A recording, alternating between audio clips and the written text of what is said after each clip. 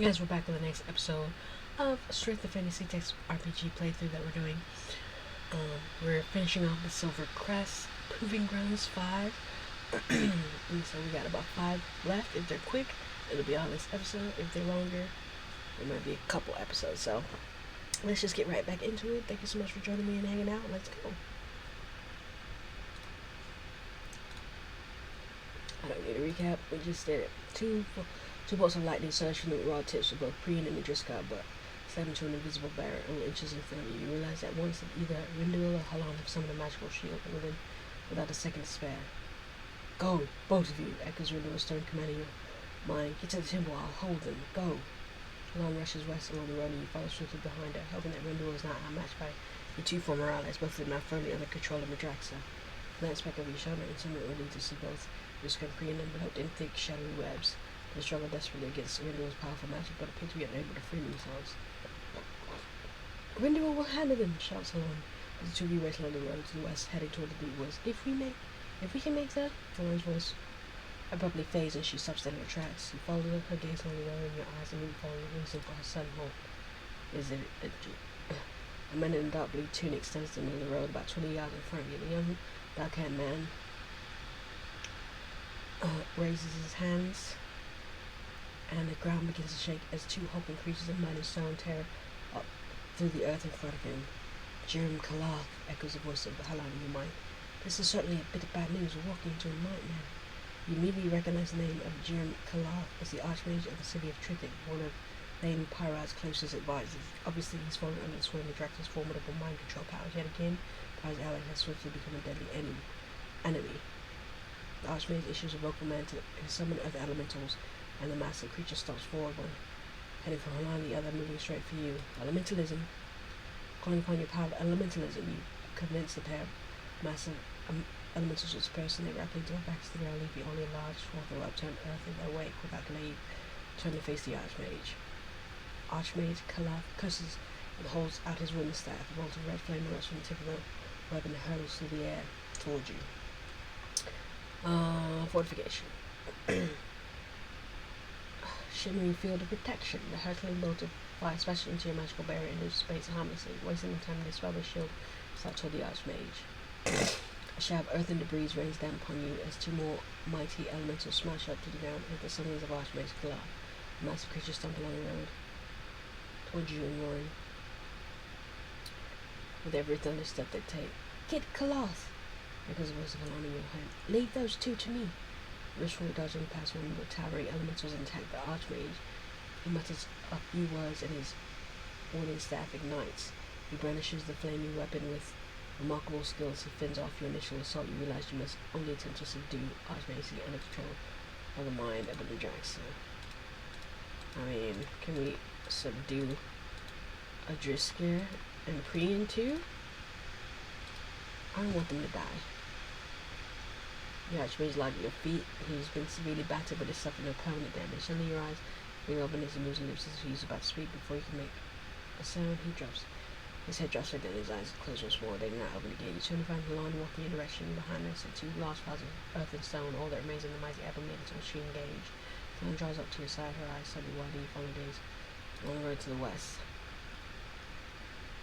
Two men advance along the road toward you, one clad in chainmail, the other in worn soft leather tunic. You and Halan exchange worrisome looks as you immediately recognize two men.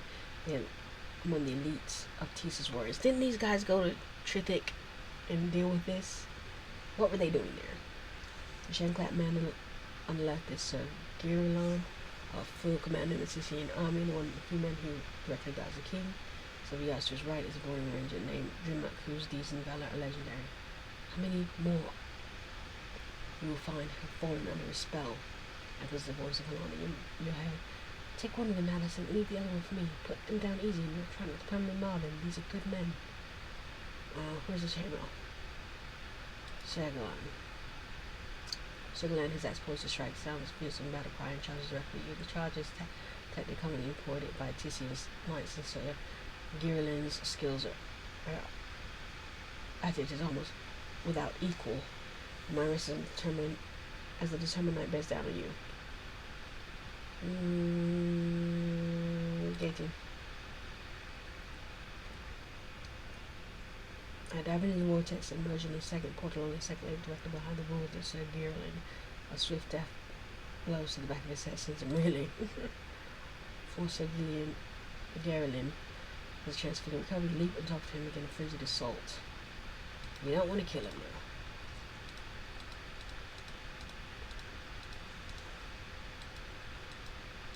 now. Oh, what is he hitting me with? I should just do my defenses for a devastating blow, huh? Rude. So Gerlin wobbles to the left and sinks to his knees. The brave knight attempts to regain his feet, but death, lethal blow, non-lethal blow to the back of his skull sends his rolling face first to the ground. You looking over your shoulder, you note the relief that Helena has just finished putting down Jimmick. She steps back with the unmoving body of the subdued border ranger and exhales sharply.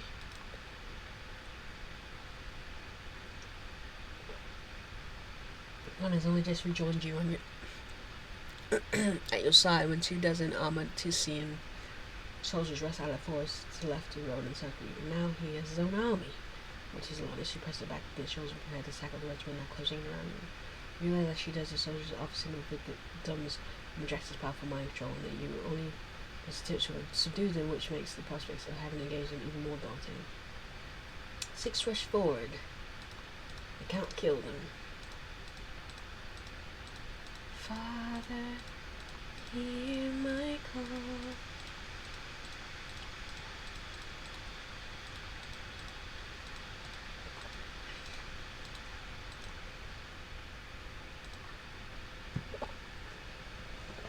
Six remaining soldiers step over their fallen brothers in arms and quickly engage you. How many are there? Can I use some restoration? One more, please.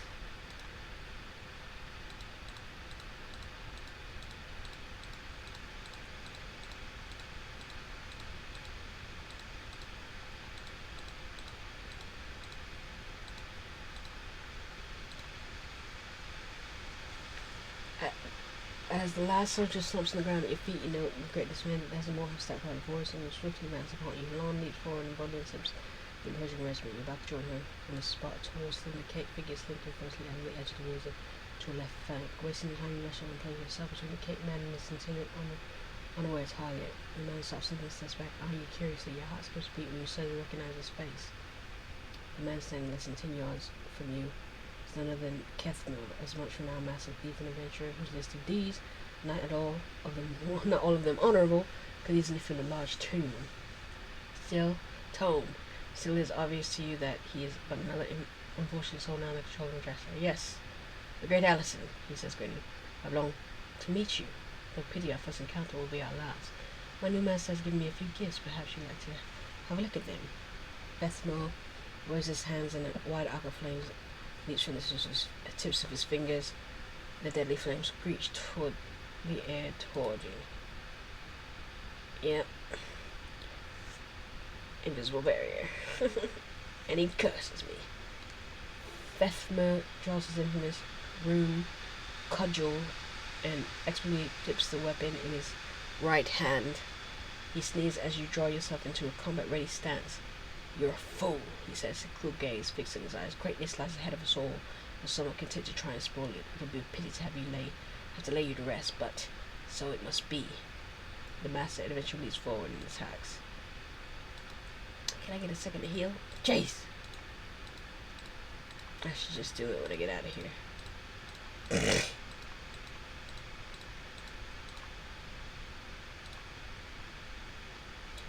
Fethmore stumbles and drops to the ground at your feet. He makes a brief attempt to rise, but a final non-lethal blow to the back of his head renders him unconscious. Lon joins you at your side, and looking to your left, you note the ground is littered with bodies of soldiers she has subdued. The two will be turning to see Rendell making his way towards you. Behind him, the prone forms of the Driscoll and Priyan continue to struggle against the thick webs of shadow, now pinning them to the ground. I cannot turn them, said Rendell, his tone one of regret. They are alive, though I pray my magic holds them long enough to let us do what now lies before us. The power they will is not their own. It is almost more than I can contend with. The young Matisse appears to be at Madrax's call, Franz Lan. waving her hands in the direction of the subdued soldiers and others that are obviously under the dragon's wicked spell.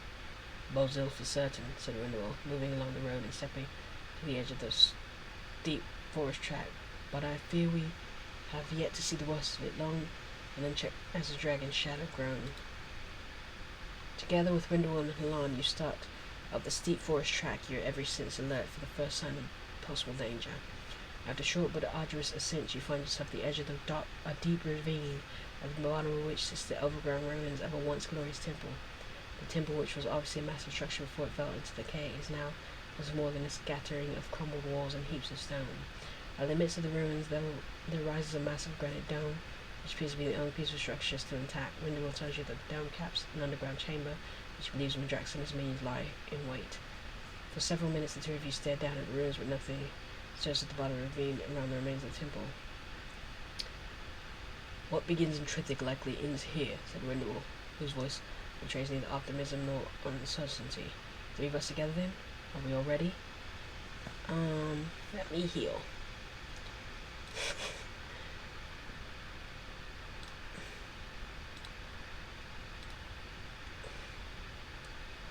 Yes, I nod in agreement. In the end, it's just a lair of any other beast, said Rindelwald as he checks over his equipment, his eyes still focused on the ruined temple far below. If this is to be it, then so am I content to let it be. Despite what he said, you sense that Rindelwald was not at ease with the prospect of facing that what might lie in wait in the temple. Suddenly, faintly, a muffled, distant voice echoes through your head, but quickly fades. The sudden look at your faces of two commanders reveals that they too heard it, and you could not make out what it said. The voice was hurried and frantic. It's afoot, said Rindelwald, shaking his head. Let's go. As you fall into the line behind Rindelwald and Halan, and begin the steep descent into the ravine, you rarely drop your gaze into the rooms below. You can't seem to shake the nagging, eerie feeling that the three of you for the three of you, the shattered temple may well become the very sites of your graves. Wow, can we have some optimism? I'm gonna do one more. I think I can make that before the 30-minute mark. Master Shadow. Your descent into the ravine proceeds along the back of the steep and treacherous stony track flanked on either side by thick tufts of undergrowth and several massive boulders. Rindelwald was silent as he steps cautiously along the trail, but the expression on his face, though not exaggerated, betrays his unease and his growing sense of urgency. Halan says nothing, and as usual does not appear apprehensive of the task at hand, though now and again she stops, closes her eyes, and mutters a few words before resuming the cautious descent. You cannot tell when she is praying or perhaps speaking with shadows. Realizing that you're closer than ever to seeing an end to this long, mysterious, and perilous chain of events, you do your best to remain vigilant, and find yourself continually glancing back over your shoulders. If any moment you expect to find Madrax himself slinking along the stony path behind you. Your mind starts to wander, and you muse over the odd fact that what began as a trip across town with Priyan to gather provisions has ultimately led to a likely confrontation with the last embraces of the shadow dragon in a ruined temple that now looms ever closer as you near the midway point along the track. Sharp warning whispers by Rindelwald startles you back to the present. He motions ahead, and with his right hand you step forward to see what it is that he has brought the descent to a sudden halt. About 50 yards ahead, standing in the middle of the stony track, with their backs turned to you and the three massive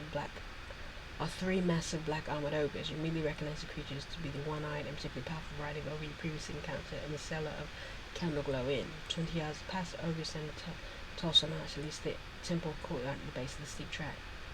The old beast's favorite minions, frowns Rindelwald, who exhibits little desire towards the tangled dangerous creatures. But why are there only three? Certainly you must expect us. He wants us to reach the temple, mutters Halan. How could he have agreed? He could have agreed with us with an army. Rindelwald nods. This may easily prove to be a regrettable decision, yet there's no choice left for us. If we step into the dragon's snare, then we do so of our own will. There will be no doubt that all this must end. I suggest we get up close as we can without being discovered. At the very least, remove these three obstacles. How about archery? You step into the middle of the track and draw your bow, taking aim at the ogres. Rindelwald and Halan look at you in astonishment. Release three arrows in rapid succession at the hulking beast. All three feathered shafts scream through the air and find them marked deep in the upper torsos of the trio of one-eyed ogres. The agonizing bellows of the massive beast fade as one by one the ogres slump to the stony track. They do not move again. Who's the MVP? Rindelwald and Halan are both very impressed by a quick and masterful dispatching of three ogres. Perhaps we have yet more than one trick left in our book. said Rinduo, reaching out to initiate a shoulder cross. Well done indeed, Allison. Save one or two of those tricks from Drax if you can. Halan shakes her head and smirks, slapping you on the shoulder. She moves down the track behind Rinduo. You fall into line behind your two companions and continue down toward the tall stone arch at the base of the steep, stony trail. Yes, I'm an expert at archery. After only a few minutes, you reach the base of the steep track and find yourself standing before the arch. And yes, I can shoot 3 arrows at a time. The three of you pass beneath the crumbling stone arch and step into the once grand courtyard of the temple. 2 massive stone pillars that once supported the thick timbered roof lie in the large pieces across the breadth of the overgrown expanse, at the center of which stands a moss-covered monument erected long ago in the honor of Sryth. You're all somewhat surprised that the monument has been left standing. Rinduo places his right foot on a piece of the one fallen pillars and leans on his bent knee with both hands, and he carefully surveys the area. Your eyes also scour the surroundings, but you can see no sign of anything in or around the courtyard. Both telepathically and vocally, Rinduo boldly calls Madraxa to show himself. We at the threshold of your light demand to see he who skulks in the shadows and as a lowly coward. His voice echoes in your mind and through the deserted courtyard. Immediately in response to the bold demand, a thin shadow slithers into the east wall of the courtyard and ripples as it rapidly broadens, swiftly transforming into a dark shape that sends your pulse racing. It is the black silhouette of a large horned dragon.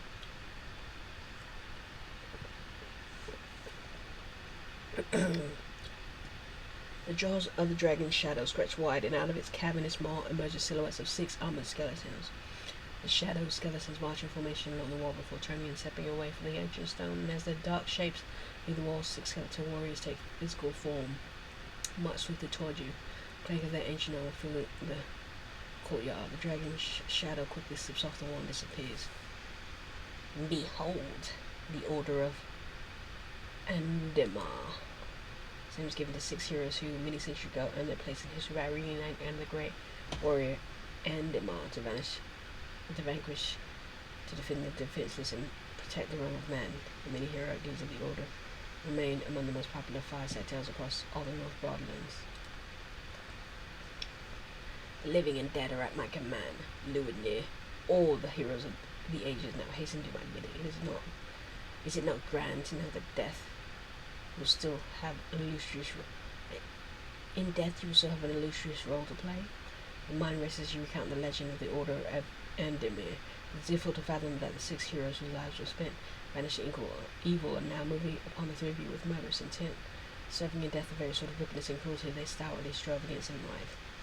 As the 6 skeletal heroes draw to within melee range, you're surprised when they suddenly turn their attention to Rinduo and Halan. Ignoring you altogether, without a second thought, you bravely leap in front of the 2 fleshless undead facing them to engage you.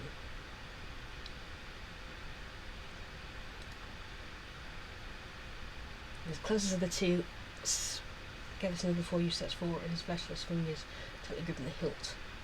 How can it tightly grip something if it doesn't have muscles? Shimmering longsword, a weapon he brandishes with a master's skill. You have little doubt that you now face a legendary swordman, now Solon, a man whose famous and heroic deeds life seemed far removed from the rotting horde, now closing in to engage you. Now Solon. This is loudly as he strides up an attack. Yeah, about that. The undead swordman staggers and drops to the ground, becoming little more than a heap of shattered bones at your feet. His cohorts, one of the more bearded axe wielders of the day, steps forward, hissing viciously as he swipes at you with his fearsome broad-bladed cleaver. You have no doubt that the broad-shouldered, though fleshless warrior now engaging you is none other than Axemaster Yurik, one of the Order's Admiral's most skillful combatants. Axemaster Yurik collapsed into a pile of bone at your feet. You watch with satisfaction as both his remains and those of now Solon melts into a pool of shadow that promptly slithers away to a far corner of the courtyard. Rinduo and Halan have finished off the other 4 undead members of the Order of Admiral Andemar. Quickly rejoin you in the center of the courtyard. Rinduo have suffered only a few minor scrapes, but Halan has and somewhat seriously wounded. Don't mind me. She's currently as Rendell makes it to save your strength. I'm right enough. She's not right enough. Aww. Heal her. The three glance around the courtyard desperately, attempting to determine the source of the crackling energy. The unnerving sound echoes of the crumbling walls that surround you, making it difficult to pinpoint its origin. Perhaps you would care to meet the new face of my terror, echoes the sensitive voice of the Shadow Dragon. She who will carry forth my banner, the head of my army, and so you shall. Crackling phases swirling back, vortex opens on its him, guards away from where you stand. Rendell issues a stern warning, and you all take several steps back from the vortex and draw yourself into combat ready formation. You give up fearful. The three of you wait unbated breath, the pounding heart, to see what new menace will emerge from the silent blackness of the Neville Gate. A thin shadow slips out of the portal and hovers in midair unseen what yards from you. The shadow rises about for a second and seems to be fading. When suddenly it surges forces and passes directly through you. Thousands of whispers fill your head in the wake of the insidious attack. Your mind swims as 1,000 thoughts of emotion suddenly well up. I was like, I knew he meant me. In the depths of your consciousness and colliding to create a maddening din. With your last bits of reasoning ebbing away, you come to a horrifying realization that Madrax is now controlling your very thoughts. The old knight is no longer of any use. Kill him. As you struggle to maintain control of your thoughts, another voice, shrill and terrifying, more sinister and nightmarish than that of you, Madrax slips into your storm now raging in your head. That voice howls wildly, yet you cannot decipher what. You can only assume in the words of a demon. The sudden, undeniable urge to say companions takes hold of you. When the alarm moves cautiously towards you, their eyes intently studying your every move. A shrill, terrifying howl stabbing through your skull grows in intensity until you can think of nothing other than killing both Rinduel and Halan. Drax's voice breaks into the din, and the great dragon repeats his wicked command. It is a command that you now have every intention of obeying. Allison, can you? Rinduel's voice fades beneath the shrill, rising howl that echoes through your mind, shattering your thoughts and quickly dissolving your last remnants of reason. The man and woman standing before you are no longer your friends and companions, they are sworn enemies. Why does this eye not work? They are bloodthirsty foes who seek only your ruin and destruction. They are enemies you have been commanded to kill. They are meddlers in a game they cannot hope to government, and they are the end of their time. Obviously, since the drastic and dangerous change that has come over you, both Rinduel and Lana step back, each scratching out, displayed hand in your direction. Rage rose up from within at the sight of two human preparing to summon magic against you. The anger swiftly coursers through every fiber of you, being leaving room for nothing else. Kill them! This is the voice of Madrax in your head. They're no match for you. I mean, you can attack the girl, all that, man. I know Rendell is my guy, but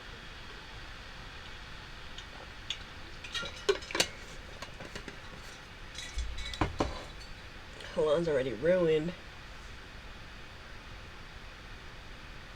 Fight for decision. For better or worse, fate plays an important, though often overlooked role in life and adventure. Sometimes, even the most innocuous adventurous choice regarding them can help to shape destiny by ever so slightly guiding the hand of fate. At various times in your adventure, you may encounter the following message. The above message indicates a marked choice. It is a choice that your character is about to make that will somehow affect him or her at some point in the future. It should be noted that when making these marked choices, they are not incorrect or correct selections. Each marked choice your character makes will affect his or her fate somewhere along the line. Elections you make when faced with marked choices won't directly affect your character in any way. These selections are likely to impact your character in often unexpected ways. I mean, Rendell was my boy, though. Although he didn't tell me about this business. But Halan started this whole thing. But she sort of saved us. I don't know. I can't attack the girl. Leap forward to strike Rendell with a staggering blow that catches him off guard and sends him rolling to the ground. Halan cries out aloud and rushes to intervene, but what happens next both surprises and horrifies you. A violent surge of energy ripples along the length of your arm, forcing it to extend in the direction of Halan.